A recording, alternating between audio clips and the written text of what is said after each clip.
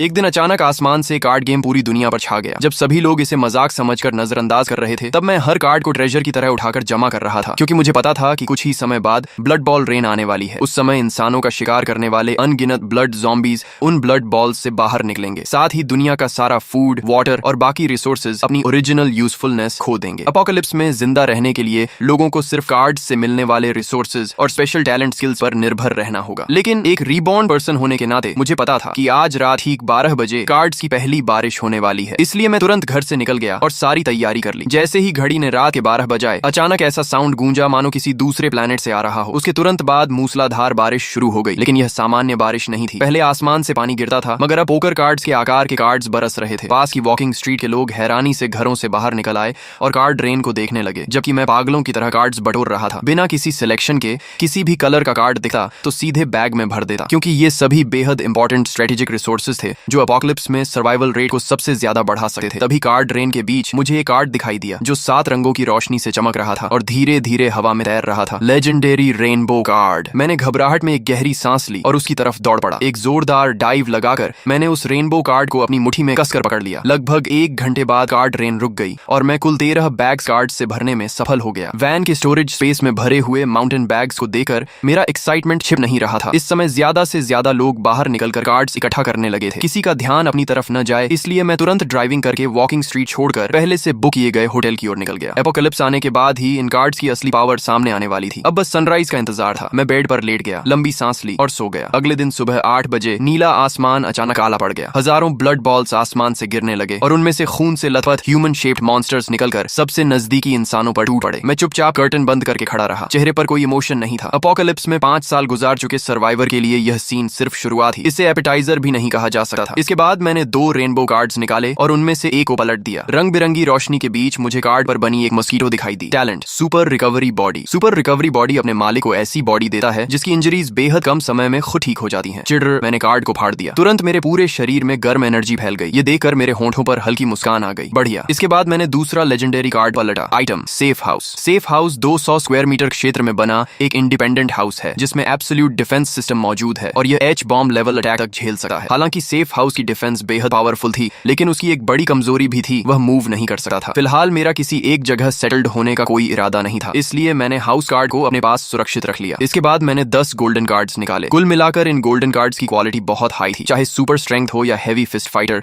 दोनों ही golden cards के T0 level talents थे। तभी अचानक रूम का डोर जोर से टूटकर खुल गया। मैले कुचैले कपड़ों में एक महिला अंदर गिर पड़ी और उसके पीछे 3 ब्लड ज़ॉम्बीज दौड़ते हुए आ गए। वह यंग वुमन चीखते हुए मदद के लिए हाथ बढ़ाने लगी। मैं आगे बढ़ा और सिर्फ 3 पंच में उन ब्लड ज़ॉम्बीज को खत्म कर दिया। महिला इतनी शॉक थी कि काफी देर तक जमीन पर पड़ी तीनों ब्लड ज़ॉम्बीज की बॉडीज को घूरती रही। फिर उसे होश आया और उसने कहा धन्यवाद। मैं उसे देखकर थोड़ा चौंक गया। लिन वार्नर। कितना अजीब संयोग है, अपोकलिप्स के पहले ही दिन उससे मुलाकात हो गई। सच कहूं तो उसने मेरी जान बचाई थी। पिछले जीवन में उसी की मदद से मैं मुश्किल से जिंदा रह पाया था। बाद में हमारा कम्युनिटी एरिया ज़ॉम्बी टाइड द्वारा डिस्ट्रॉय हो गया और फिर मैं उससे कभी नहीं मिला। तभी लिन वार्नर ने हैरानी से पूछा, तुम मुझे जानते हो? बड़ी स्टार हो तुम। मैं तुम्हें कैसे नहीं जानूंगा? मेरी बात सुनकर उसका टेंशन थोड़ा कम हो गया। उसने पूछा, क्या तुम बता सकते हो कि यह सब क्या हो रहा है? ये मॉन्स्टर्स आखिर हैं क्या? मैंने उसे संक्षेप में सब समझाया और फिर टॉपिक बदलते हुए माउंटेन बैग्स की तरफ इशारा किया। यहाँ 10-20 हजार कार्ड्स हैं। अगर मैं अकेले इन्हें सॉर्ट करूंगा तो बहुत समय बर्बाद हो जाएगा। मुझे एक हेल्पर की जरूरत है। क्या तुम मेरी टीम ज्वाइन करना चाहोगी? तुम्हारा काम सिर्फ कार्ड्स को कैटेगरी के हिसाब से सॉर्ट करना होगा और बदले में मैं तुम्हारी सेफ्टी और डेली नीड्स की जिम्मेदारी लूंगा। बाहर का एनवायरनमेंट बेहद डेंजरस था और हर तरफ मॉन्स्टर्स घूम रहे थे, जबकि उसके सामने खड़ा यह आदमी साफ तौर पर बहुत कुछ जानता था। उसके साथ रहना निश्चित रूप से ज्यादा सेफ था, इसलिए उसने तुरंत सिर हिलाकर हामी भर दी। फिर उसने माउंटेन बैग खोलकर सारे कार्ड्स बाहर निकाले और मेरे बताए अनुसार उन्हें अलग अलग कैटेगरीज में सॉर्ट करने लगी। कुछ देर बाद वह मिनरल वाटर की बोतल हिलाते हुए बुदबुदाई। अजीब है, इतना पानी पीने के बाद भी प्यास नहीं बुझ रही। वाटर समेत सारे फूड आइटम्स अब बेकार हो चुके हैं। मैंने बेड पर रखे व्हाइट कार्ड्स की तरफ इशारा किया। अब सब कुछ कार्ड्स से मिलेगा। वाटर कार्ड ढूंढो और उसे फाड़ दो। अगले ही पल उसने एक वाटर कार्ड निकाला और उसे फाड़ दिया। तुरंत उसके हाथ में एक छोटी वाटर बोतल प्रकट हो गई। कितना अमेजिंग है, वह हैरानी से बोली और एक ही सांस में पूरा पानी पीकर फिर कार्ड्स सॉर्ट करने लगी। दोपहर के करीब 12 बजे तक बाहर की सड़क शांत थी। तभी अचानक इंसानों की एक टीम वहां दिखाई दी। उनके पीछे 10 से ज्यादा यंग मेन और वुमेन चल रहे थे और सभी के पास वेपन्स थे। आसपास के ब्लड ज़ॉम्बीज ने जैसे ही इंसानों को देखा, वे गरजते हुए उनकी तरफ दौड़ पड़े। लेकिन उस टीम की कॉम्बैट पावर बेहद जबरदस्त थी। दर्जनों ब्लड ज़ॉम्बीज उनके करीब पहुंचने से पहले ही टुकड़ों में काट दिए गए। उधर ब्लड ज़ॉम्बीज गिरे ही थे कि इधर विंडो के पास खड़ी लिन वार्नर तमाशा देखते हुए उत्साहित होकर चिल्ला उठी, वाह ये लोग कितने पावरफुल हैं, हम यहाँ हैं, हेल्प। मैं तुरंत भौहें सिकोड़कर उसकी तरफ देखने लगा, लेकिन अब कुछ करने में देर हो चुकी थी, क्योंकि पूरी टीम की नजर एक साथ हमारी तरफ हो चुकी थी। कुछ ही देर बाद वह टीम होटल लॉबी में पहुंच गई। जो वेन बेहद एक्साइटेड होकर बोला, लिन वानर, मैं आपका फैन हूँ। मैंने कभी नहीं सोचा था कि न्यू सिटी में बिजनेस ट्रिप के दौरान आपसे मुलाकात हो जाएगी। तभी लिन वानर ने शिष्टता से पूछा, नमस्ते, आप लोग कहाँ जाने वाले हैं? जो वेन ने तुरंत जवाब दिया, बिल्कुल ब्लड ज़ोंबीज का शिकार करने और कार्ड्स हासिल करने। उन ब्लड ज़ोंबीज के शरीर में कार्ड्स होते हैं। अगर लक अच्छा रहा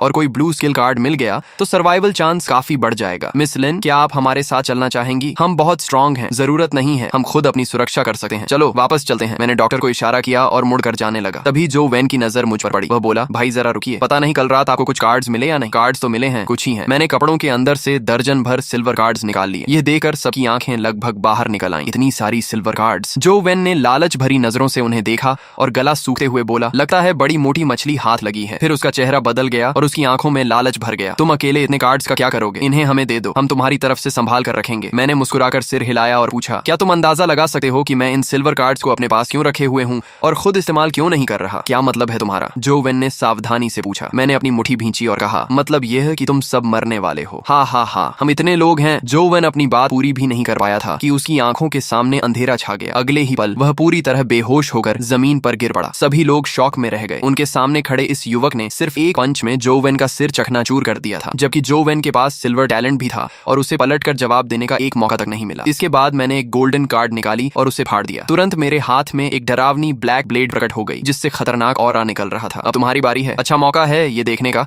कि मेरी ब्लेड कितनी शार्प है। रुको, हमने तुम्हारा क्या बिगाड़ा है? हम तुमसे लड़ना नहीं चाहते, हम अभी यहाँ से चले जाते हैं। लेकिन मैंने उनकी एक नहीं सुनी। ब्लैक ब्लेड घुमाते हुए मैं सीधे भीड़ में घुस गया। तुरंत चीख पुकार मच गई। मेरे अटैक शुरू करने से लेकर पूरी टीम के खत्म होने तक कुल 2 मिनट भी नहीं लगे। इस समय लिन वानर जमीन पर बिखरी बॉडीज को देखकर खुद को रोक नहीं पाई और घुटनों के बल बैठकर जोर जोर से उल्टियां करने लगी। उसने सपने में भी नहीं सोचा था कि सामने से सभ्य दिखने वाला यह आदमी इतना निर्दयी और बेरहम हो सकता है। उल्टी खत्म हो जाए तो बॉडीज की तलाशी लेना मत भूलना। सारे कार्ड्स निकाल कर मेरे पास ले आना। इतना कहकर मैंने ब्लेड म्यान में डाली और बिना पीछे देखे ऊपर चला गया। लगभग 15 मिनट बाद लिन वानर दर्जनों कार्ड्स लेकर वापस आई। उसकी आंखें लाल थीं और वह लगभग रोते हुए बोली, सॉरी, आगे से मैं कभी बेवजह नहीं बोलूंगी। मैंने हल्की मुस्कान के साथ माउंटेन बैग्स में भरे कार्ड्स की तरफ इशारा किया। काम जारी रखो। अगर मैं तुमसे नाराज होता तो तुम्हें भी उनके साथ काट चुका होता। आखिर एपोकलिप्स अभी अभी शुरू हुआ था। हर कोई इतनी जल्दी इसके अनुसार खुद को नहीं ढाल सकता था। इसके बाद अगले कुछ घंटों में कई ह्यूमन टीम्स वहां से गुजरी, लेकिन पिछली घटना से सबक सीख चुकी लिन वानर ने चुप रहना सीख लिया था। शाम ढलते समय दूर से ब्लड ज़ॉम्बीज की डरावनी गर्जनाएं हवा में तैर कर आने लगी। अंधेरा होने वाला है, अब थोड़ा एक्सरसाइज करने का समय आ गया। मैंने बुदबुदाते हुए 5 सिल्वर कार्ड्स उसकी तरफ फेंक दी। ये क्या है? उसने हैरानी से पूछा। बाहर हंटिंग पर जाने से पहले इन 5 कार्ड्स को इस्तेमाल करो। लिन वानर ने एक एक करके सिल्वर कार्ड्स पलटी और पाया कि सभी कार्ड्स सपोर्ट टाइप स्किल्स थी। वह तुरंत समझ गई और बोली, अब समझी मैं कि तुम इतनी देर से सिल्वर कार्ड्स क्यों छांट रहे थे। तुम मुझे एक सपोर्ट टूल पर्सन बनाना चाहते हो। मैं हंस पड़ा। तुम्हें समझ नहीं है, सपोर्ट टाइप लोग सबसे वैल्यूएबल होते हैं। वे अपने साथियों को बड़े बफ्स देते हैं और खुद भी कुछ हद तक सेल्फ प्रोटेक्शन कर सकते हैं। अगर किसी दूसरी टीम ने तुम्हें पकड़ भी लिया तो वे तुम्हें आसानी से नहीं मारेंगे। और अगर तुम्हें टूल पर्सन बनना पसंद नहीं है तो मैं तुम्हारे लिए कॉम्बैट टैलेंट्स का सेट तैयार कर देता हूँ। फिर जाकर ब्लड ज़ॉम्बीज से हैंड टू हैंड फाइट करना। यह सुनते ही लिन वानर ने तेजी से सिर हिला दिया। ब्लड ज़ॉम्बीज के सड़े हुए शरीर की बदबू ही उसके लिए काफी थी। उसे हल्की क्लीनलीनेस ऑब्सेशन थी और वह सिर्फ सोचकर ही असहज हो गई। स्किल्स सीखने के बाद उसने व्यवस्थित रखे कार्ड्स की तरफ देखा और पूछा, लेकिन अगर हम बाहर जाएंगे तो इन कार्ड्स का क्या होगा? मैंने हाथ में पकड़ी गोल्डन कार्ड हिलाई। सारे कार्ड्स व्हीकल में शिफ्ट कर देंगे। इतना कहकर मैंने सारे माउंटेन बैग्स होटल गेट तक पहुंचा दिए। फिर मोटर होम गोल्डन कार्ड फाड़कर आगे फेंक दी। एक चमक के साथ वहां अचानक एक medium sized luxury motor home प्रकट हो गई। उसके अंदर दिन जैसी रोशनी थी। लिन वानर आराम से बैठकर फिर कार्ड्स सोर्ट करने लगी। हम कहां जा रहे हैं? मेरी मानो तो हमारे पास पहले ही इतने कार्ड्स हैं कि 1-2 साल आराम से निकल जाएंगे। अब रिस्क लेने की क्या जरूरत है? किसी सुरक्षित जगह छिपकर रहना ही सबसे अच्छा नहीं होगा? मैंने उंगली हिलाते हुए कहा। अगर आखिर तक छिपे रहे तो रिसोर्सेज खत्म होने के बाद मौत है। एपोकलिप्स में लंबे समय तक जिंदा रहना है तो रिसोर्सेज लूट करने होंगे और खुद को लगातार स्ट्रांग बनाना होगा। तुम्हें पता है मैं रात में ही बाहर क्यों निकलता हूँ? लिन वानर ने सिर हिलाया। रात में ब्लड ज़ॉम्बीज ज्यादा वायलेंट हो जाते हैं और बेहतर क्वालिटी के कार्ड्स ड्रॉ करते हैं। इसके अलावा रात में एक नया मॉन्स्टर भी निकलता है। नया मॉन्स्टर? वह क्या है? ये सुनते ही उसके शरीर में सिहरन दौड़ गई। Night demon. इसकी स्पीड बहुत तेज होती है, स्ट्रेंथ बहुत ज्यादा होती है और डिफेंस भी बेहद हाई होती है। बस इसकी आंखें नहीं देख सकती, बाकी लगभग हर एट्रीब्यूट मैक्स लेवल पर होता है। नाइट डीमन का डिस्क्रिप्शन सुनते ही लिन वानर का चेहरा पीला पड़ गया। अगर नाइट डीमन इतना खतरनाक है तो हम उसे ढूंढने क्यों जा रहे हैं? हाई रिस्क का मतलब हाई रिवॉर्ड होता है। सबसे खराब स्थिति में भी night demon silver card draw करता है। लक अच्छा रहा तो गोल्डन कार्ड और शायद लेजेंडरी रेनबो कार्ड भी मिल सकती है। लेकिन तुमने खुद कहा था कि वह बहुत पावरफुल है। फुली आर्म्ड टीम्स भी उसे नहीं हरा पाती। नाइट डीमन पावरफुल है लेकिन मैं भी कमजोर नहीं हूँ। हम पहुंचने वाले हैं। तुम व्हीकल के अंदर रहना और बफ ऑरा चालू रखना। इस समय रेजिडेंशियल एरिया में कुछ लाइट्स जल रही थी। खुले मैदान में दर्जनों ब्लड ज़ॉम्बीज लाशों को नोच नोच कर खा रहे थे और ज़ॉम्बी ग्रू के बीच एक विशाल मॉन्स्टर लेटा हुआ था। उसकी हाइट कम से कम 2 से 3 मीटर थी और वेट 500 पाउंड से ज्यादा। लिन वानर ने मुंह ढक लिया। उसकी आंखें शॉक से फैल गईं। वह सोच भी नहीं सकती थी कि इंसान इंसान ऐसे मॉन्स्टर का सामना कैसे कर सकते हैं। तभी मैंने व्हीकल की लाइट्स बंद कर दी, की निकाली और ब्लैक ब्लेड लेकर नीचे उतर गया। नाइट डीमन से निपटने के मेरे पास कई तरीके थे। सबसे आसान तरीका फॉरेस्ट वुल्फ स्नाइपर राइफल से दूर से हेडशॉट करना था, लेकिन मैं अपनी असली कॉम्बैट स्ट्रेंथ टेस्ट करना चाहता था। सबसे महत्वपूर्ण बात यह थी कि क्लोज कॉम्बैट किल का रिवॉर्ड लॉन्ग रेंज किल से कहीं बेहतर मिलता था। यह बात पिछले जीवन में कई टेस्ट के बाद साबित हुई थी। जब हमारे बीच लगभग 20 मीटर का फासला बचा था, तब ब्लड ज़ॉम्बीज ने मेरी गंध महसूस कर ली। वे अपनी ह्यूमन फीस छोड़कर गरजते हुए मेरी तरफ दौड़ पड़े। मैंने शांत भाव से ब्लेड घुमाई। एक स्लैश में कई ब्लड ज़ॉम्बीज कट गए। अगला अटैक हुआ और 5 और ब्लड ज़ॉम्बीज मारे गए। 20 से ज्यादा ब्लड ज़ॉम्बीज मेरे कपड़ों को छू भी नहीं पाए और सभी खत्म हो गए। नाइट डीमन ने धीरे धीरे अपना विशाल शरीर घुमाकर मेरी तरफ देखा। ब्लड ज़ॉम्बीज के मुकाबले उसमें कुछ इंटेलिजेंस भी थी। उसकी इंस्टिंक्ट उसे बता रही थी कि सामने खड़ा इंसान बेहद खतरनाक है। मैंने ब्लेड से खून झटक दिया और आगे बढ़ा। उसी समय नाइट डीमन भी हरकत में आया। वह 7-8 मीटर ऊंची छलांग लगाकर मेरी तरफ झपटा। उसके 2 फुट लंबे शार्प क्लॉज हवा चीरते हुए मेरी तरफ आए। मैंने तेजी से स्लाइड किया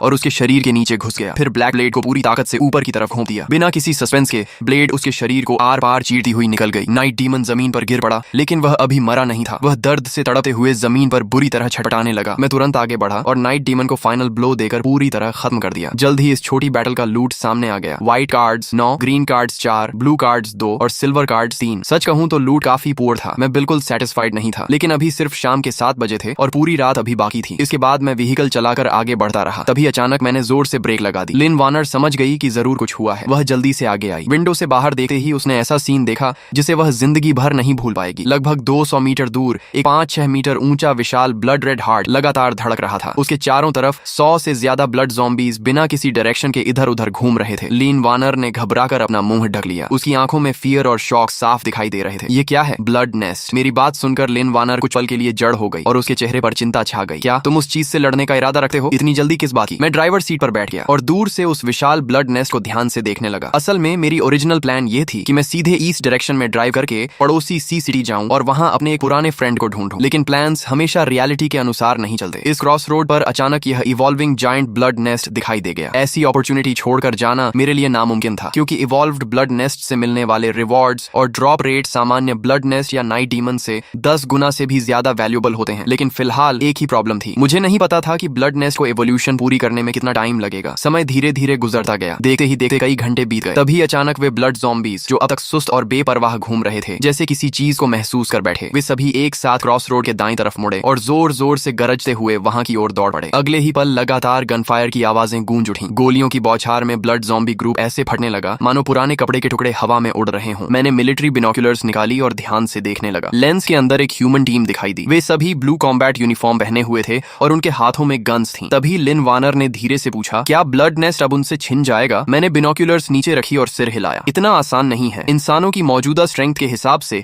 हाई लेवल ब्लड नेस्ट को डैमेज पहुंचाना बहुत मुश्किल है, खासकर यह वाला जो साफ दिखाई दे रहा है कि जल्द ही ब्लैक हार्ट में इवॉल्व होने वाला है। अगर उन्होंने बिना सोचे समझे अटैक किया तो उनकी मौत बेहद बुरी होगी। इस समय क्रॉस रोड पर टीम का लीडर वांग फंग था। उसे जरा भी अंदाजा नहीं था कि उसकी डेथ करीब आ चुकी है। वह आराम से राइफल कंधे पर रखे ब्लड नेस्ट के सामने पहुंचा और हंसते हुए बोला, वाह, इतना बड़ा ब्लड नेस्ट मैंने पहले कभी नहीं देखा। अगर इसे मार दिया तो ढेर सारे अच्छे कार्ड्स मिलेंगे। फीमेल टीम मेंबर ली यान ने तुरंत याद दिलाया, ब्रदर वांग, हमारे पास एमो कार्ड्स ज्यादा नहीं बचे हैं। क्या सच में हम उन्हें इस ब्लड नेस्ट पर वेस्ट करेंगे? बुलेट्स को बचाकर इस्तेमाल करना चाहिए। वांग फंग मुस्कुराया और बोला, बुलेट्स नहीं, हम इसका इस्तेमाल करेंगे। इतना कहकर उसने पॉकेट से कई ग्रीन कार्ड्स निकाले। कार्ड्स देखते ही बाकी टीम मेंबर्स की आंखें चमक उठी। इसी समय लिन वार्नर ने अपनी बड़ी आंखें झकाई और पूछा, क्या ये लोग मोलोटॉव कॉकटेल्स से ब्लड नेस्ट को जला सकते हैं? मैंने जवाब दिया, नॉर्मल ब्लड नेस्ट के खिलाफ बड़ी संख्या में मोलोटॉव कॉकटेल्स काम कर सकती हैं, लेकिन इस तरह के इवॉल्विंग ब्लड नेस्ट के खिलाफ नहीं। मोलोटॉव तो छोड़ो, एक्सप्लोसिव्स और डेटोनेटर्स का इफेक्ट भी काफी कम हो जाएगा। ये लोग सब यहीं खत्म हो जाएंगे। उधर वांग फंग और उसकी टीम ने ब्लड नेस्ट के चारों तरफ सैकड़ों मोलोटॉव कॉकटेल्स रख दिए। फिर वे कुछ दूरी पर पीछे हट गए और एक बॉटल पर गन फायर कर दी। जोरदार एक्सप्लोजन हुआ और एक विशाल फायरबॉल बनकर पूरे ब्लड नेस्ट को निगल गया। तभी एक टीम मेंबर ने अचानक कुछ अजीब देखा और चिल्लाया, ब्रदर वांग, देखो, मोलोटॉव्स का उस पर कोई खास असर नहीं हो रहा, सिर्फ उसकी आउटर शेल जली है। वांग फंग ने ध्यान से देखा। सचमुच ब्लड नेस्ट की सिर्फ बाहरी लेयर काली हुई थी। इसके अलावा उसे कोई बड़ा डैमेज नहीं पहुंचा था। ये चीज इतनी टफ कैसे हो सकती है? अगले ही पल लियान का चेहरा सफेद पड़ गया। उसने हाथ में पकड़े डिटेक्शन डिवाइस को देखा और चीख उठी, बुरा हो गया, बहुत सारे ब्लड ज़ॉम्बीज आ रहे हैं, हम गिर चुके हैं। उसकी बात खत्म होते ही शांत क्रॉस रोड की चारों दिशाओं से हजारों ब्लड ज़ॉम्बीज निकल आए। वे लड़खड़ाते हुए टीम को चारों तरफ से घेरने लगे। ब्लड नेस्ट की चीख सुनकर आए ये ब्लड ज़ॉम्बीज ऐसे लग रहे थे जैसे किसी राजा को बचाने दौड़ती हुई सेना हो। वे पागलों की तरह टीम पर टूट पड़े। फायर! वांग फंग ने आदेश दिया। पूरी टीम ने बैक टू बैक पोजीशन लेकर फायरिंग शुरू कर दी। बुलेट्स की बारिश से ब्लड ज़ॉम्बीज झुंड के झुंड गिरने लगे। तभी एक दर्दनाक चीख चीख सुनाई दी। एक मेल टीम मेंबर मैगजीन बदल रहा था कि अचानक एक ब्लड ज़ॉम्बी ने उसे पकड़ लिया और सीधे ज़ॉम्बी हॉर्ड के अंदर घसीट ले गया। कुछ ही सेकंड्स में उसे टुकड़ों में नोच डाला गया। बाकी 6 लोगों के चेहरे डर से बदल गए। मेरे पीछे आओ, वंग फंग ने डायरेक्शन चुनी और तुरंत एक सिल्वर कार्ड फाड़ दी। उसके हाथ में सैमुराई सोर्ड आ गई। वह पूरी ताकत से ज़ॉम्बी हॉर्ड पर टूट पड़ा। एक ही स्लैश में 7-8 ब्लड ज़ॉम्बीज कट गए। इस तरह 6 लोगों की टीम वंग फंग को सेंटर बनाकर ज़ॉम्बी हॉर्ड के बीच से खून की राह बनाते हुए आगे बढ़ने लगी। ये सब मैं शुरू से अंत तक देख रहा था और मुझे हंसी भी आ रही थी और हैरानी भी। क्रॉस रोड पर 4 डायरेक्शंस थी। इन्हें कहीं भी भागना था, लेकिन पता नहीं क्यों सीधे मेरी तरफ ही आ गए। लगता है उन्होंने हमें देख लिया है, लिन वानर ने चिंता से कहा। मैं बिल्कुल शांत रहा और बस इतना बोला, सारे कार्ड्स छिपा दो, गेस्ट्स आने वाले हैं। एस्केप के दौरान वंग फेंग और उसकी टीम ने नेचुरली उस मजबूत मोटर होम को देख लिया था। उनकी आंखों में एक्साइटमेंट चमक उठी। जल्दी दरवाजा खोलो, हमारी मदद करो। मैंने लिन वानर को डोर खोलने का इशारा किया। जैसे ही 6 लोग हाँफते हुए मोटर होम के अंदर घुसे, मैंने डोर बंद किया और एक्सेलरेटर दबा दिया। मोटर होम बुलडोजर की तरह आगे बढ़ी और सामने मौजूद दर्जनों ब्लड ज़ॉम्बीज को उड़ा दिया। फिर हम दूसरी डायरेक्शन में निकल गए। हा हा हा, वंग फंग जोर जोर से हंसने लगा। वह अपनी जान बचने पर बेहद खुश था। फिर उसने व्हीकल का इंटीरियर देखा और घबराई हुई लिन वानर पर नजर डाली। अचानक वह चौंक गया। तुम लिन वानर हो? लिन वानर ने सिर हिलाया। हाँ, वांग फंग उत्साहित होकर बोला। यकीन नहीं होता कि अपोकलिप्स में भी किसी लाइव सेलिब्रिटी से मुलाकात हो जाएगी। फिर उसने मेरी तरफ देखा और कहा, फ्रेंड, तुम्हारी लक काफी अच्छी है। इतनी शानदार मोटर होम मिली है, कम से कम गोल्ड ईयर की होगी। बहुत बढ़िया, हमारी जान बचाने के लिए थैंक्स। लेकिन अगर एक अच्छा काम कर ही दिया है तो पूरा कर दो। ये मोटर होम भी हमें दे दो, तुम्हारे हाथ में इसका कोई फायदा नहीं। तभी लिन वानर गुस्से से बोली, तुम लोग इतने शेमलेस कैसे हो सकते हो? हमने तुम्हारी जान बचाई और तुम बदले में यही कर रहे हो? वांग फंग हंस पड़ा। ये वर्ल्ड अपोकलिप्स में बदल चुका है। यहाँ कौन ग्रेटिट्यूड और रिवेंज की बातें करता है? इतने इनोसेंट मत बनो। तुमने हमारी हेल्प की है, इसलिए मैं तुम्हें नहीं मारूंगा। बस व्हीकल छोड़कर नीचे उतर जाओ। मैं मुस्कुराया। सब कुछ बिल्कुल मेरी एक्सपेक्टेशन के अनुसार हो रहा था। तुम लोग तो काफी काइंड निकले। वांग फंग ने भौहें सिकोड़ कर पूछा, क्या कहा? लेकिन उसके सवाल पूरा होने से पहले ही मिलिट्री डैगर उसकी गर्दन काट चुकी थी। वांग फंग की आंखें फैल गईं। उसका शरीर कंट्रोल खो बैठा और वह सीट से नीचे गिर पड़ा। अगले ही पल मैंने उसके हाथ से पिस्टल छीनी और बेहद प्रैक्टिस किए हुए अंदाज में सेफ्टी हटाकर ट्रिगर दबा दिया। 10 सेकंड से भी कम समय में व्हीकल के अंदर पूरी शांति छा गई। इसके बाद मैंने मोटर होम वापस उसी जगह मोड़ दी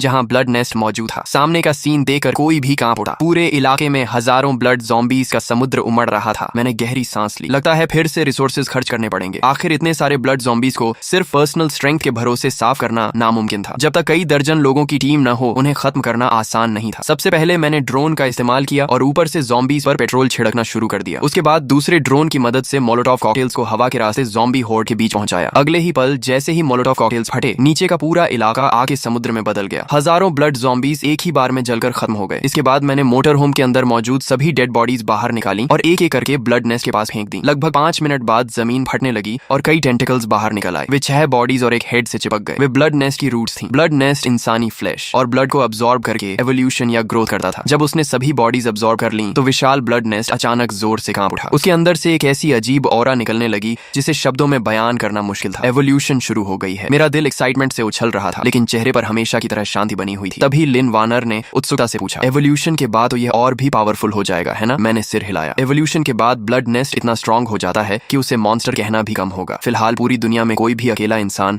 ब्लैक हार्ट को सोलो फाइट में नहीं हरा सकता, लेकिन एवोल्यूशन प्रोसेस के दौरान ब्लड नेस्ट अपनी सारी एनर्जी कोर में खींच लेता है ताकि ट्रांसफॉर्मेशन पूरा हो सके। दूसरे शब्दों में कहूं तो यही उसका सबसे वीक मोमेंट होता है। इस समय उसकी डिफेंस सामान्य ब्लड नेस्ट से ज्यादा नहीं होती और उसे मारना सबसे आसान होता है। इसके बाद मैं ब्लैक ब्लेड लेकर सीधे ब्लड नेस्ट की तरफ बढ़ गया। ब्लेड ने उसकी आउटर शेल को ऐसे काट दिया जैसे गर्म चाकू मक्खन को काटा है। ब्लड नेस्ट का अंदरूनी हिस्सा पूरी तरह दिखाई देने लगा। ऊपर से नीचे तक सैकड़ों स्ट्रेंज फ्लैश पॉड्स बेतरतीब तरीके से लगे हुए थे। मैं उसके अंदर गहराई तक पहुंचा और जल्द ही मुझे वह हार्ट मिल गया जो हवा में तैर रहा था और धीरे धीरे अपना कलर बदल रहा था। जैसे ही हार्ट पूरी तरह ब्लैक कलर में बदल गया, मैंने बिना एक पल गंवाए ब्लेड चलाई और ब्लैक हार्ट को काटकर अलग कर दिया। फिर मैं तुरंत मुड़ा और तेजी से मोटर होम की तरफ भाग गया। व्हीकल के अंदर लिन वानर की आंखों में क्यूरियोसिटी भरी हुई थी। क्या यही ब्लैक हार्ट है? मैंने सिर हिलाया और ब्लैक हार्ट को डाइनिंग टेबल पर रख दिया। फिर गहरी सांस लेते हुए बोला, यह ब्लैक हार्ट है, अपोकलिप्स के शुरुआती दौर का सबसे प्रेशियस रिसोर्स। जैसे ही मैंने ब्लेड से उसे 2 हिस्सों में बांटा, ब्लैक हार्ट तुरंत राख बनकर बिखर गया। लेकिन जहां वह रखा था वहां कार्ड्स का एक बड़ा स्टैक दिखाई दिया। कुल मिलाकर वहां दर्जन भर से ज्यादा कार्ड्स थी। मैंने उत्साह में अपने हाथ रगड़े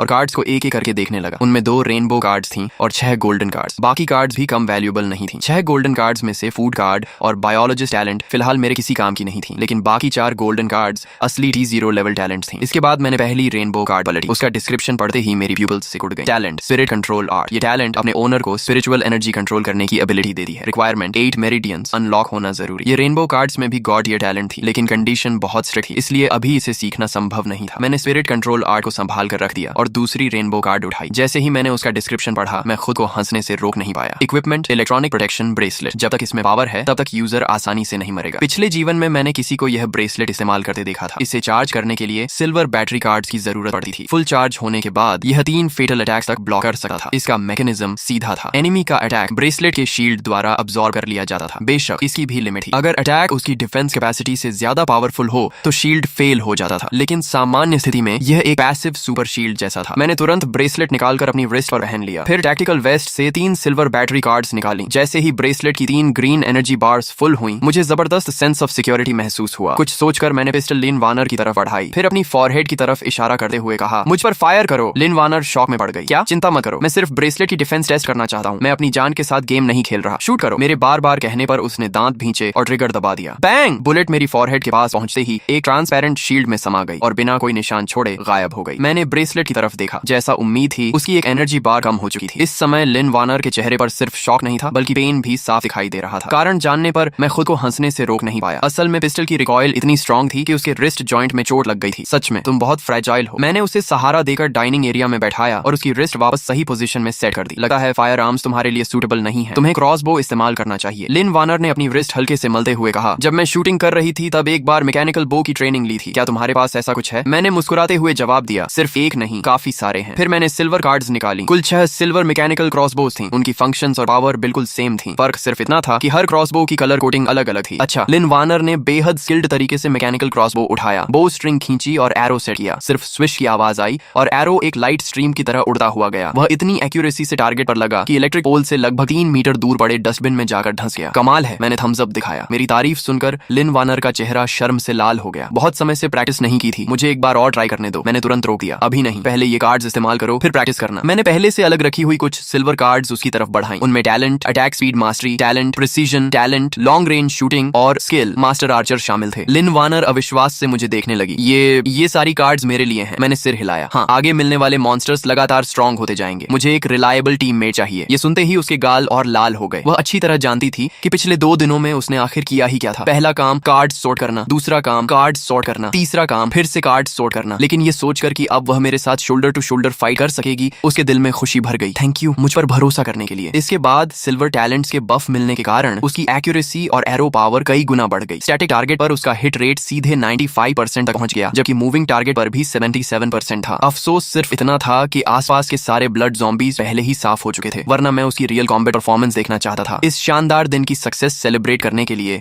मैंने एक सिल्वर फूड कार्ड फाड़ दी। तुरंत सिचुआन हॉटपॉट फीस्ट तैयार हो गई। टेबल पर प्रीमियम बीफ, मटन और तरह तरह की फ्रेश वेजिटेबल्स सज गई। कुल मिलाकर 30 से ज्यादा डिशेस मौजूद थी। वाह, ये तो बहुत लग्जूरियस है, लेकिन इतना खाऊंगी तो मोटी तो नहीं हो जाऊंगी। मैंने सिर पकड़ लिया। ये कैसी बात हुई? बाकी लोग इस एपोकलिप्स में भूखे मरने की चिंता कर रहे हैं और तुम्हें वेट गेन की चिंता हो रही है। तभी ठक ठक ठक की आवाज आई। जब हम दोनों हॉट पॉट का मजा ले रहे थे तभी मोटर होम का डोर जोर जोर से नॉक किया जाने लगा। मैंने ड्राइविंग रिकॉर्डर स्क्रीन पर नजर डाली। पहले मुझे लगा कोई ब्लड ज़ॉम्बी होगा, लेकिन बाहर एक मिडिल एज कपल खड़ा था और वुमन की गोद में 3-4 साल का छोटा बच्चा था। वुमन रोते हुए बोली, प्लीज हमारी मदद कीजिए, हमें 2 दिन से पानी नहीं मिला है, थोड़ा वाटर और फूड दे दीजिए। मैं कुछ पल सोचता रहा, फिर डोर खोल दिया। लिन वानर, कुछ वाटर कार्ड्स और फूड कार्ड्स लेकर आओ। वह जल्दी से कैबिनेट तक गई और कुछ कार्ड्स निकालकर कपल को दे दिए। मिडिल एज कपल भावुक होकर मेरे सामने घुटनों के बल बैठ गए। Thank you. मैंने सिर्फ सिर हिलाया। रात में बाहर सेफ नहीं है, वापस घर जाओ। इतना कहकर मैं डोर बंद करने ही वाला था कि मिडिल एज मैन अचानक बोला, रुकिए 1 मिनट। मैंने बिना किसी नरमी के जवाब दिया, अगर तुम लोग व्हीकल में चढ़ने की परमिशन मांगने वाले हो तो मैं अभी साफ बता देता हूँ कि यह इम्पॉसिबल है। आदमी थोड़ा झेप गया। नहीं, ऐसी बात नहीं है, आपने हमें वाटर और फूड दिया, हम पहले ही बहुत थैंकफुल हैं। हम ऐसा सोच भी नहीं सकते, लेकिन मेरा बेटा सिर्फ 3 साल का है, बाहर बहुत डेंजर है। क्या आप? मैंने उसकी बात पूरी होने से पहले ही मना कर दिया। बिल्कुल नहीं, इस बारे में सोचना भी मत, अभी मेरा मूड अच्छा है, इसलिए चुपचाप चले जाओ। इतना कहकर मैंने सीधे डोर बंद कर दिया। लिन वानर ने कुछ नहीं कहा, वह बस लगातार मुझे देखती रही। मैंने मुस्कुराकर पूछा, क्या हुआ? मेरे चेहरे पर कुछ उग आया है क्या? उसने सिर हिलाया। नहीं, मुझे बस उम्मीद नहीं थी कि तुम उन्हें कार्ड्स दोगे। मैंने शांत स्वर में कहा, वह 3 लोगों का परिवार शायद अपोकलिप्स के सेकंड फेज तक भी जिंदा नहीं रह पाएगा, इसलिए मैंने उन्हें सीरियस सर्वाइवर की तरह देखा ही नहीं। मेरे लिए वे सड़क पर घूमने वाली स्ट्रे कैट्स और डॉग्स जैसे हैं। वैसे भी मेरे पास एक्स्ट्रा रिसोर्सेज थी, थोड़ा दे देने में कोई प्रॉब्लम नहीं। इसके बाद हम आराम से खाकर बैठे रहे। मैंने मिलिट्री बिनोकुलर्स उठाई और स्काई में मौजूद मॉन्स्टर्स को देखने लगा। मेरा अंदाजा था कि ज्यादा समय नहीं लगेगा और दूसरी कार्ड रेंज शुरू हो जाएगी, इसलिए मैंने तय किया कि आज रात कोई एक्शन नहीं करूंगा और पूरा रेस्ट लेकर एनर्जी रिकवर करूंगा। अगले दिन सुबह 7:30 बजे बिल्कुल मेरी प्रेडिक्शन के अनुसार दूसरी कार्ड रेंज शुरू हो गई। हालांकि इसका स्केल पहली रेंज से काफी छोटा था, लेकिन सर्वाइवर्स के लिए यह फिर भी होप लेकर आई थी। आसपास के रेजिडेंट्स खुशी से चिल्लाते हुए कार्ड्स इकट्ठा करने बाहर निकल आए। थोड़ी देर बाद कार्ड रेन खत्म हो गई। ये पूरी रेन 1 घंटे से भी कम चली। इस बार मेरा लक ज्यादा अच्छा नहीं रहा। मुझे सिर्फ कुछ रिसोर्स टाइप गोल्डन कार्ड्स मिली, जबकि जबकि बाकी सभी ब्लू और ग्रीन कार्ड्स थी। इसलिए मैंने सोचा कि रेजिडेंशियल एरिया में जाकर देखता हूँ, शायद कोई हाई क्वालिटी कार्ड एक्सचेंज करने को मिल जाए। लेकिन रेजिडेंट्स के लिए इस समय सबसे इंपॉर्टेंट चीज फूड और वाटर थी। इसके बाद मैंने फूड और वाटर से भरा एक बैग तैयार किया और उसे अपनी पीठ पर टांग लिया। फिर मैंने लिन वार्नर की तरफ देकर कहा, व्हीकल के अंदर ही रहना, कोई भी डोर नॉक करे मत खोलना, मैं ज्यादा दूर नहीं जाऊंगा, अगर कोई प्रॉब्लम हो तो मुझे कॉल कर देना। लिन वार्नर ने गंभीरता से सिर हिलाया, तुम भी अपना ध्यान रखना। मैं तुरंत व्हीकल से नीचे उतरा और एक गोल्डन कार्ड फाड़ दी। कार्ड को आगे फेंकते ही खाली ग्राउंड पर एक रेड गोस्ट फायर मोटरसाइकिल प्रकट हो गई। मोटर होम के बाद यह मेरी दूसरी गोल्डन व्हीकल कार्ड थी। इस मोटरसाइकिल का डिस्क्रिप्शन काफी फनी था। गोस्ट फायर मुसीबत में हो तो 8 दिशाओं से लोग सिर्फ लाइक करते हैं। सारी तैयारी पूरी होने के बाद मैं गोस्ट फायर मोटरसाइकिल पर बैठा और तेजी से आगे निकल गया। कुछ देर बाद मैं रेजिडेंशियल गार्डन पहुंचा। गार्डन पूरी तरह खाली था, वहां एक भी इंसान दिखाई नहीं दे रहा था। लेकिन मुझे अच्छी तरह पता था कि कॉलोनी के सारे रेजिडेंट्स अपने अपने फ्लैट्स में छिपे हुए थे और इस समय दर्जनों आंखें खिड़कियों के पीछे से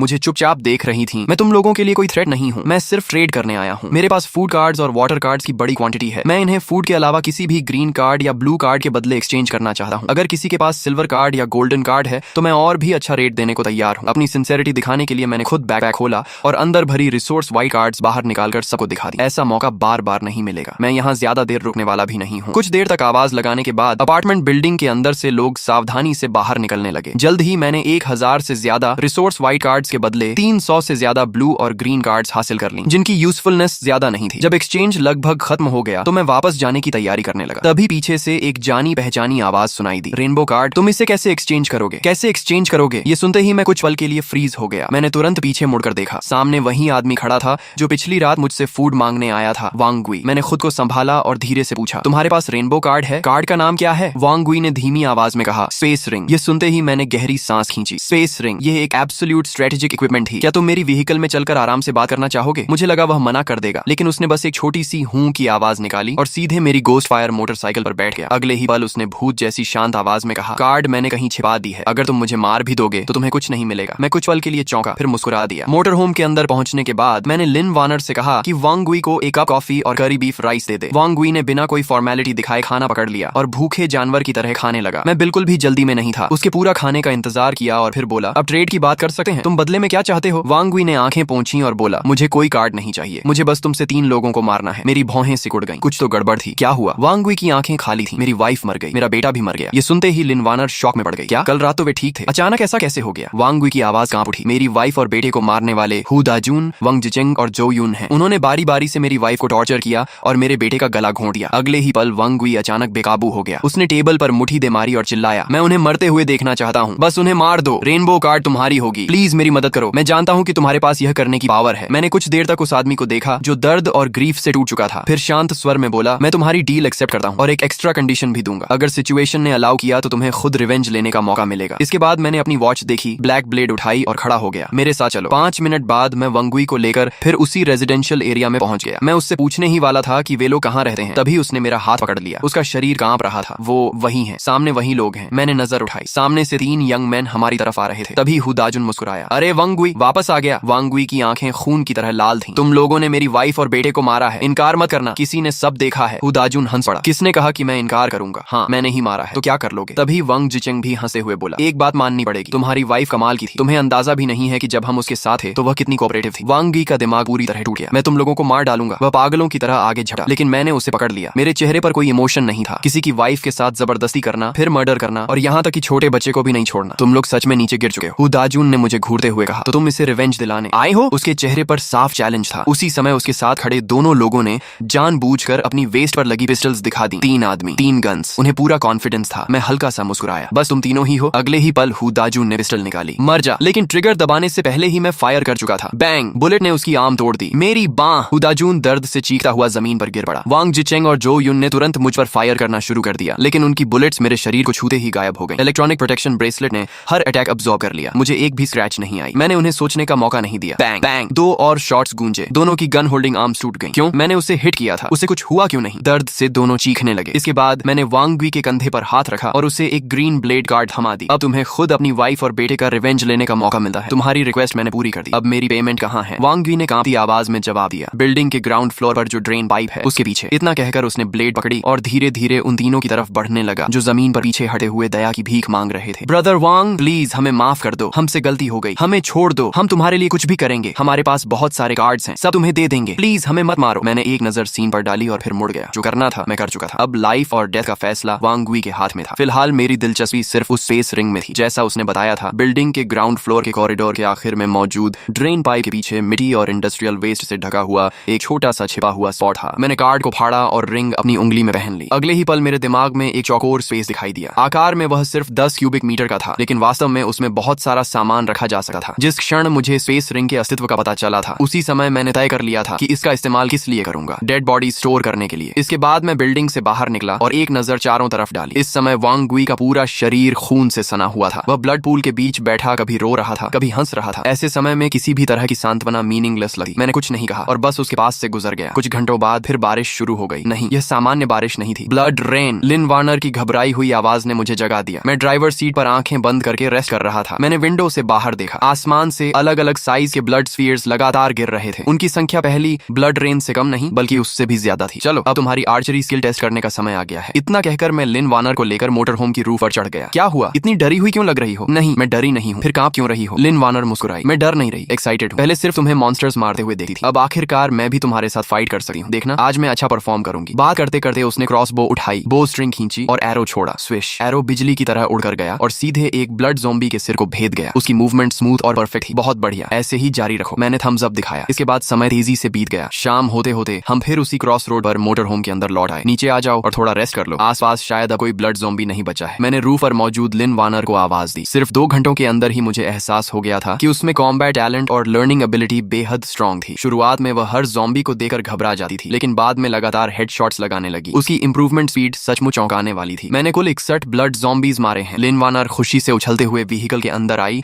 और अचीवमेंट बताने लगी। मैं मुस्कुराया। कमाल है। अब जाकर कपड़े बदलो, नहा लो और फिर खाना खाते हैं। थोड़ी देर बाद वह फ्रेश होकर वापस आई। उसने साफ व्हाइट शर्ट पहन रखी थी और हेयर ड्रायर से बाल सुखाते हुए पूछा, क्या हम आज रात यहाँ से निकलने वाले हैं? मैंने सिर हिलाया। हाँ, अंधेरा होने के बाद हम रास्ता साफ करते हुए आगे बढ़ेंगे। अभी अभी ब्लड रेन हुई है, इसलिए सिटी के हर हिस्से में ब्लड ज़ॉम्बीज और ब्लड नेस्ट की भरमार होगी। रिसोर्सेज कलेक्ट करने का इससे अच्छा मौका नहीं मिलेगा। तभी व्हीकल के बाहर से वांग गुई की आवाज सुनाई दी। चिन लैंग, क्या तुम अंदर हो? मैं थोड़ा हैरान हुआ। मुझे उम्मीद नहीं थी कि यह आदमी अभी तक जिंदा होगा, और उससे भी ज्यादा हैरानी इस बात की थी कि उसकी गोद में एक हाफ कॉन्शियस छोटा लड़का था। मैंने डोर खोला और उसे अंदर आने दिया। ये बच्चा कौन है? वांग गुई ने दुखी स्वर में कहा। अपोकलिप्स शुरू होने से पहले इसकी माँ बिजनेस ट्रिप पर बाहर गई हुई थी और अब उसका कोई कांटेक्ट नहीं हो पा रहा। कुछ समय पहले इसके पिता को मॉन्स्टर्स ने मार डाला। फिर उसने लड़के की तरफ देखकर कहा, इसे ब्लड ज़ॉम्बी ने काट लिया है। क्या तुम इसे बचा सकते हो? मैंने भौहें सिकोड़ ली। कुछ घंटे पहले वाला टूटा हुआ वांग गुई अब पहले जैसा नहीं लग रहा था। साफ दिखाई दे रहा था कि इस बच्चे की वजह से उसे जीने का नया रीजन मिल गया था। लेकिन सिल्वर सीरम कार्ड्स बेहद प्रेशियस थी। मेरे पास भी सिर्फ 10-15 ही बची थी। मेरे पास कार्ड्स हैं, मैं एक्सचेंज कर सकता हूँ। वांग गुई ने जल्दबाजी में पॉकेट से ब्लू और ग्रीन कार्ड्स का ढेर निकाल लिया। मैंने सवाल बदल दिया, तुम लोगों ने ब्लड ज़ॉम्बीज को कैसे रोका? कॉलोनी में अभी कितने लोग बचे हैं? वांग गुई ने लंबी सांस छोड़ी। मैंने सबको बिल्डिंग के अंदर डिफेंसिव पोजीशन लेने का सजेशन दिया था, नहीं तो जल्दी या देर से सब मर जाते। अच्छी बात यह रही कि लोगों ने मेरी बात मान ली, लेकिन हमारी स्ट्रेंथ बहुत कमजोर थी। ब्लड ज़ॉम्बीज को खत्म करने के लिए आधे से ज्यादा लोगों की जान चली गई। अब शायद सिर्फ 30 या 40 लोग ही बचे हैं, और उनमें भी ज्यादातर यंग पीपल हैं जो फाइट करने की हिम्मत रखते हैं। मेरी बात सुनकर वांग गुई कुछ पल के लिए चुप हो गया। फिर जैसे उसे कुछ समझ में आया, उसका चेहरा एक्साइटमेंट से भर गया। हाँ, जो लोग मेरे साथ लड़ रहे थे वे सभी यंग हैं, बहुत ब्रेव हैं। उनमें से कुछ ने टैलेंट्स भी अपग्रेड किए हैं। क्या तुम वह बात पूरी भी नहीं कर पाया था कि मैं हल्का सा हंस पड़ा? इतना एक्साइटेड मत हो, मैंने तो बस कैजुअल क्वेश्चन पूछा था। वांग गुई के चेहरे पर तुरंत डिसअपॉइंटमेंट आ गया। रात में बाहर डेंजर है, मैं तुम्हें वापस छोड़ देता हूँ। इसके बाद मैंने मोटर होम स्टार्ट की और वांग गुई वो उस छोटे लड़के को रेजिडेंशियल एरिया तक छोड़ने गया। मैं वांग गुई के साथ अंदर जाकर देखता हूँ, तुम व्हीकल का ध्यान रखना। मैंने लिन वार्नर को निर्देश दिया और वांग गुई के साथ अंदर चला गया। सिक्योरिटी हॉल के अंदर मौजूद यंग सर्वाइवर्स ने मुझे देखते ही उत्साह दिखाया। बिग ब्रदर, क्या आप हमारी मदद करने आए हैं? बोलने वाला यंग मैन मुझे पहचान में आ गया। वही लड़का था जिसने दोपहर में सबसे पहले मुझसे कार्ड एक्सचेंज किया था। उसकी गर्लफ्रेंड उसके पीछे कांपती हुई खड़ी थी। दोनों के कपड़ों पर मिट्टी और खून के दाग लगे हुए थे। उनसे काफी बदबू भी आ रही थी, लेकिन इसके लिए उन्हें दोष नहीं दिया जा सकता था। जब वाटर कार्ड्स इतनी रेयर हों तब कोई भी उन्हें नहाने में वेस्ट नहीं करता। ज्यादातर लोग उन्हें सिर्फ पीने के लिए बचा कर रखते थे। मैं बस देखने आया हूँ। इतना कहकर मैंने पूरे हॉल पर नजर दौड़ाई और धीरे से सांस छोड़ी। वांग गुई झूठ नहीं बोल रहा था। यहाँ आधे से ज्यादा लोग सचमुच मर चुके थे। मैंने कैजुअल अंदाज में पूछा, मैं थोड़ी देर में यहाँ से निकल जाऊंगा, उसके बाद तुम लोग क्या करने वाले हो? वांग गुई तुरंत आगे बढ़ा। मिस्टर चिन, आप कहाँ जा रहे हैं? क्या आप हमें अपने साथ नहीं ले जा सकते? अगर हम यहाँ रहे तो जल्दी या देर से मॉन्स्टर्स हमें मार डालेंगे। सिर्फ आपके साथ रहने पर ही हमारे पास सर्वाइवल की होप है। बिग ब्रदर, प्लीज हमें भी अपने साथ ले चलिए। प्लीज हमारी मदद कीजिए। सब लोग खड़े हो जाओ, बैठकर बात मत करो। जब सभी लोग खड़े हो गए तो मैंने हाथ उठाकर उन्हें शांत किया। अगर तुम लोग सच में मेरे साथ चलकर सर्वाइवल का रास्ता ढूंढना चाहते हो तो यह इम्पॉसिबल नहीं है, लेकिन पहले 3 रूल्स मानने होंगे। मुझे हमेशा कड़वी बातें पहले ही साफ साफ बोलना पसंद है। इसके बाद रात और भी गहरी हो गई। टूटी फूटी सड़कों से भरे शहर के बीच एक मोटर होम धीरे धीरे आगे बढ़ रही थी। उसके पीछे एक पूरी टीम चल चल रही थी। कुल मिलाकर 30 से ज्यादा लोग थे। सभी अंधेरे में चुपचाप व्हीकल का पीछा कर रहे थे। आज रात कैरावैन की लक अच्छी भी थी और खराब भी। अच्छी बात यह थी कि उन्हें रास्ते में सबसे बड़ा ब्लड ज़ॉम्बी ग्रुप सिर्फ 20 से कुछ ज्यादा ज़ॉम्बीज का मिला। खराब बात भी यही थी कि उन्हें सबसे बड़ा ब्लड ज़ॉम्बी ग्रुप सिर्फ 20 से कुछ ज्यादा ज़ॉम्बीज का ही मिला। मतलब रास्ते में बड़े थ्रेट्स नहीं मिले और हाई क्वालिटी रिवॉर्ड्स भी नहीं मिले। आखिरकार मोटर होम एक बड़े शॉपिंग मॉल के सामने जाकर रुक गई। वांग गुई, कुछ लोगों को लेकर अंदर जाओ और चेक करो, अगर कोई डेंजर दिखे तो तुरंत वापस निकल आना। वांग गुई ने जल्दी से 5 यंग सर्वाइवर्स को साथ लिया और सावधानी से मॉल के अंदर चला गया। यह मेरा पहला रूल था, मेरी हर कमांड बिना किसी क्वेश्चन के फॉलो करनी होगी। कुछ मिनट बाद वांग गुई दौड़ता हुआ वापस आया। उसके चेहरे पर खुशी साफ दिखाई दे रही थी। बॉस, मॉल का फर्स्ट फ्लोर पूरी तरह सेफ है। लगता है किसी ने पहले यहाँ शेल्टर बनाया था। आज रात हम यहीं रेस्ट कर सकते हैं। मैंने सिर हिलाया। अच्छा, अब कार्ड्स कलेक्ट करो। ये मेरा दूसरा रूल है। सभी कार्ड्स टीम लीडर के पास जमा होंगी और फाइनल डिस्ट्रीब्यूशन मैं करूंगा। जो भी कार्ड्स छिपाएगा उसे टीम से तुरंत निकाल दिया जाएगा। वांग गुई ने तुरंत एक बड़ा स्टैक मेरी तरफ बढ़ा दिया। सब कार्ड्स यहाँ हैं। हालांकि उनमें 99% व्हाइट कार्ड्स और ग्रीन कार्ड्स थीं। ब्लू कार्ड्स बहुत कम थीं। फिर भी उन्हें देखकर मेरी आंखें चमक उठी। उम्मीद नहीं थी कि रास्ते भर की लड़ाइयों से इतनी अच्छी हार्वेस्ट मिलेगी। मैंने कुछ कार्ड्स अलग की और वांग गुई को वापस दे दी। इन्हें सब लोगों में बांट दो और ये क्लोथ्स और वेपन्स भी। उन्हें समय निकाल कर नहाने और कपड़े बदलने दो। ये कार्ड्स मैं पहले से तैयार करके लाया था। इनमें फूड, वाटर, डेली सप्लाईज और जरूरत की लगभग हर चीज मौजूद थी। यहाँ तक कि शैम्पू, बॉडी वॉश और दूसरी पर्सनल आइटम्स भी थी। जब वांग गुई उन्हें मॉल के अंदर ले गया और सर्वाइवर्स को कार्ड्स इस्तेमाल करने दी तो कई लोगों की आंखों में आंसू आ गए। खासकर टीम की कुछ वुमेन बेहद इमोशनल हो गईं। उन्हें शेल्टर के अंदर सैनिटरी पैड्स और क्लीन क्लोथ्स मिले। वे इतनी खुश थीं कि लगभग घुटनों पर बैठकर रो पड़ी। बाद में जब सबने पेट भरकर खाना खाया, हॉट वाटर से बाथ लिया, साफ कपड़े पहने और सॉफ्ट बेडिंग पर लेटे तो पूरे दिन की थकान एक पल में गायब हो गई। उस समय हर किसी के मन में सिर्फ एक ही विचार था, यह सब करना वर्थ इट था। आखिरकार उन्हें रात में डर डर कर सोने की जरूरत नहीं थी। वे फिलहाल सेफ थे। उसी समय मैं अपनी बेड पर लेटा आंखें बंद करके रेस्ट कर रहा था। मैंने उनसे पहले ही साफ कह दिया था कि सामान्य परिस्थितियों में मैं उनकी सेफ्टी की रिस्पॉन्सिबिलिटी लूंगा, लेकिन अगर कभी ऐसा थ्रेट सामने आया जिसे मैं खुद हैंडल नहीं कर सकता तो मैं बिना हिचकिचाहट उन्हें छोड़कर निकल जाऊंगा। अगर कोई इस कंडीशन को एक्सेप्ट नहीं कर सकता तो वह अभी टीम छोड़ सकता है। अगली सुबह करीब 10 बजे 5 घंटे की नींद और आराम के बाद सभी लोगों की फिजिकल कंडीशन और मेंटल स्टेट काफी इंप्रूव हो चुकी थी। ऐसा लग रहा था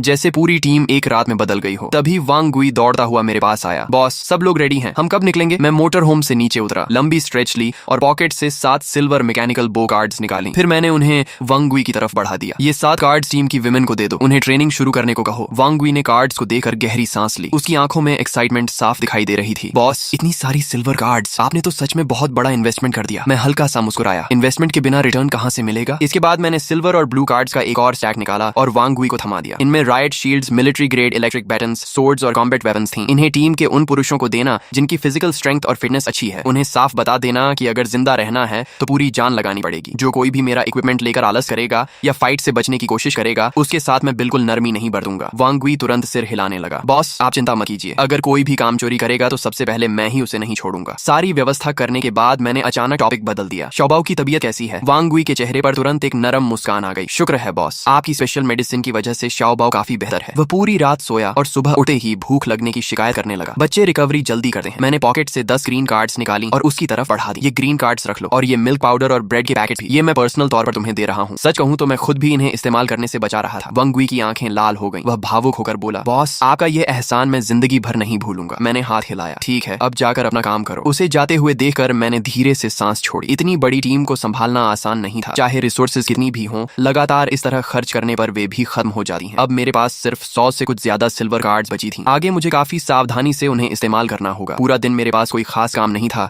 इसलिए मैंने ब्लैंकेट ओढ़ी और आराम से सो गया। शाम होते ही जब अंधेरा उतरने लगा मैंने वांग गुई और बाकी लोगों को निकलने की तैयारी करने के लिए बुला लिया। पिछली रात के अनुभव के बाद कॉलोनी के ये सर्वाइवर्स अब डार्कनेस से पहले जितना नहीं डरते थे। रास्ते में अगर ब्लड ज़ॉम्बीज मिलते तो कई बार लिन वानर को अटैक करने की जरूरत ही नहीं पड़ती। टीम के लोग खुद ही आपसी कोऑर्डिनेशन से आगे बढ़कर ज़ॉम्बीज को घेर कर खत्म कर देते। कैरावैन लगातार 3 घंटे से ज्यादा नॉर्थ डायरेक्शन में बढ़ती रही। जब हम हाईवे एरिया के करीब पहुंचने वाले थे तभी लिन वानर ने अचानक स्काई की तरफ देखते हुए भौहें सिकोड़ लीं। क्या ये मेरी इल्यूजन है? मुझे ऐसा लग रहा है कि आसमान में कुछ उड़ रहा है। उसने आंखें मलते हुए व्हीकल के अंदर सिर घुसाया और अनिश्चित स्वर में पूछा, क्या ब्लड ज़ॉम्बीज उड़ भी सकते हैं? मैंने तुरंत ब्रेक पर जोर से पैर मारा। मोटर होम अचानक रुक गई और लिन वानर लगभग गिर ही पड़ी। तुमने क्या देखा? उसने थोड़ा सोचकर कहा। मैं श्योर नहीं हूँ, लेकिन अगर वह बैट ही तो इतनी बड़ी नहीं हो सकती थी। उसने उस क्रीचर का आकार और शेप बताया। ये सुनते ही मेरी स्कैल्प सुन्न पड़ गई। डिफरेंट डीमन, ये अपोकलिप्स का कौन सा दिन है? अभी से डिफरेंट डीमंस दिखाई देने लगे? सच कहूँ तो डिफरेंट डीमंस खुद इतने डेंजरस नहीं थे। असली प्रॉब्लम कुछ और थी। जहाँ डिफरेंट डीमंस दिखाई देते थे वहाँ आसपास ब्लैक ब्लड स्टार जरूर मौजूद होती थी। डिफरेंट डीमंस दरअसल ब्लैक ब्लड स्टार के स्काउट्स और गार्ड्स होते थे। सिचुएशन खराब है, सब लोग तुरंत पीछे मुड़ो। मैंने बिना देर किए वॉकी टॉकी उठाया और वांग गुई को आदेश दिया। वांग गुई ने 1 सेकंड भी वेस्ट नहीं किया। उसने तुरंत टीम को सिग्नल दिया कि सभी सभी व्हीकल्स के पीछे रहें और फॉर्मेशन बनाए रखें। तभी दूर से एक बेहद तेज और भयानक चीख सुनाई दी। वह ब्लैक ब्लड स्टार की वार्निंग क्राई थी। हमें स्पॉट कर लिया गया है। मैं तुरंत राइफल कार्ड इस्तेमाल करके व्हीकल की रूफ पर चढ़ गया। नाइट विजन टैलेंट की वजह से डार्कनेस का मुंह पर कोई असर नहीं था। जैसे ही मैंने ऊपर देखा, मुझे आसमान में तेजी से उड़ती हुई 7-8 डिफरेंट डीमंस दिखाई दी। इन क्रीचर्स की सबसे बड़ी एडवांटेज उनकी फ्लाइंग स्पीड थी। बाकी अटैक पावर और डिफेंस आमतौर पर एवरेज ही होती थी। मरना चाहते हो? मैंने तुरंत मार्क्समैन स्किल एक्टिवेट की और राइफल से लगातार सिंगल शॉट्स फायर करने लगा।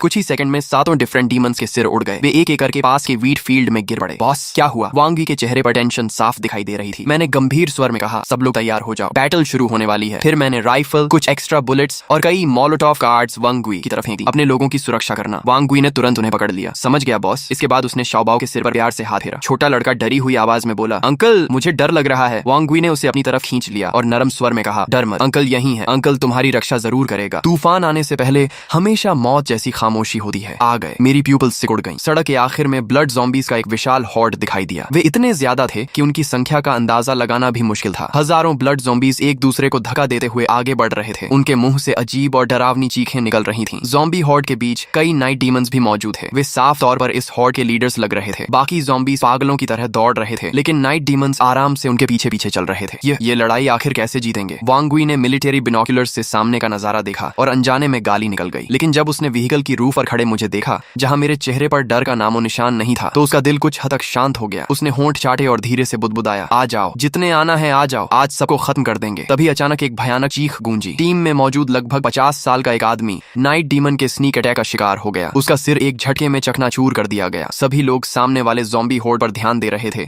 और स्काई को पूरी तरह इग्नोर कर चुके थे। लेकिन ऊपर आसमान में दर्जन भर नाइट डीमंस मंडरा रहे थे, सही मौके का इंतजार करते हुए। फायर! वांगी जोर से चिल्लाया और राइफल उठाकर शूट करना शुरू कर दिया। टीम की विमेन, जिन्हें मैकेनिकल बोज मिली थी, उन्होंने भी स्काई में मौजूद उन काले साए जैसे नाइट डीमंस पर एम कर लिया। नाइट डीमंस की स्पीड बिजली जैसी थी। वांग वी ने पूरी मैगजीन खाली कर दी, लेकिन मुश्किल से एक नाइट डीमन गिरा पाया। सिचुएशन तेजी से कंट्रोल से बाहर जा रही थी। ये देखकर मैंने तुरंत लिन वार्नर को ऑर्डर दिया, वांग वी की साइड सपोर्ट करो, फ्रंट लाइन मैं संभालता हूँ। अगले ही पल मैंने ऊंचाई से राइफल फायर करना शुरू कर दिया। बुलेट्स बारिश की तरह ज़ॉम्बी हॉर्ड पर बरसने लगी। फ्रंट लाइन के ब्लड ज़ॉम्बीज एक के बाद एक गिरते गए, लेकिन उनकी संख्या इतनी ज्यादा थी कि सिर्फ राइफल के दम पर उन्हें रोकना इम्पॉसिबल था। अच्छी बात यह थी कि मैं पहले से तैयार था। मैंने स्पेस रिंग में हाथ डाला और ग्रेनेड्स तथा एक्सप्लोसिव्स निकालकर सीधे ज़ॉम्बी हॉर्ड के बीच फेंक दिए। Boom boom boom! धमाकों की आवाज से पूरा इलाका कांप उठा। आग और शॉकवेव्स ने ज़ॉम्बी हॉर्ड के बीच कई बड़े खाली क्षेत्र बना दिए। यह दृश्य देखकर वांग वी की आंखें चमक उठी। उसके मन में सिर्फ एक ही विचार था, बॉस सच में मॉन्स्टर है। उसी समय लिन वार्नर, जो अब एक असली शार्प शूटर बन चुकी थी, अपनी पोजीशन पर पहुंच गई। राइफल फायर, मैकेनिकल बो सपोर्ट और मेरे लगातार फायर बॉम्ब अटैक्स के कॉम्बिनेशन ने ज़ॉम्बी हॉर्ड को 50 मीटर से आगे बढ़ने नहीं दिया। तभी अचानक 2 नाइट डीमंस फायर पावर की परवाह किए बिना सीधे चार्ज कर गए। वे लेफ्ट और राइट दोनों तरफ से व्हीकल रूफ पर झपटे। उनकी स्पीड किसी रेसिंग कार से कम नहीं थी। लिन वार्नर डर के मारे चीख उठी, लेकिन मैंने बिना घबराए ब्लैक ब्लेड निकाल ली। स्लैश! एक चमकती हुई ब्लेड लाइट हवा में लहराई। लगभग आधा टन वजनी नाइट डीमन बीच से 2 हिस्सों में कट गया। मैं रुका भी नहीं, एक कदम आगे बढ़ा और हॉरिजॉन्टल स्लैश मारी। दूसरा नाइट डीमन प्रतिक्रिया भी नहीं कर पाया था कि उसके सिर का आधा हिस्सा उड़कर कई मीटर दूर जा गिरा। सिर्फ एक पल में 2 इलीट मॉन्स्टर्स खत्म। मैंने बिना किसी इमोशन के ब्लेड वापस रखी और राइफल उठा ली। फिर से लगातार फायर शुरू हो गया। दोनों पक्ष पूरे 8 मिनट तक भिड़े रहे, लेकिन फिर एक अजीब बात हुई। जो ज़ॉम्बी हॉर्ड अभी तक पागलों की तरह चार्ज कर रही थी,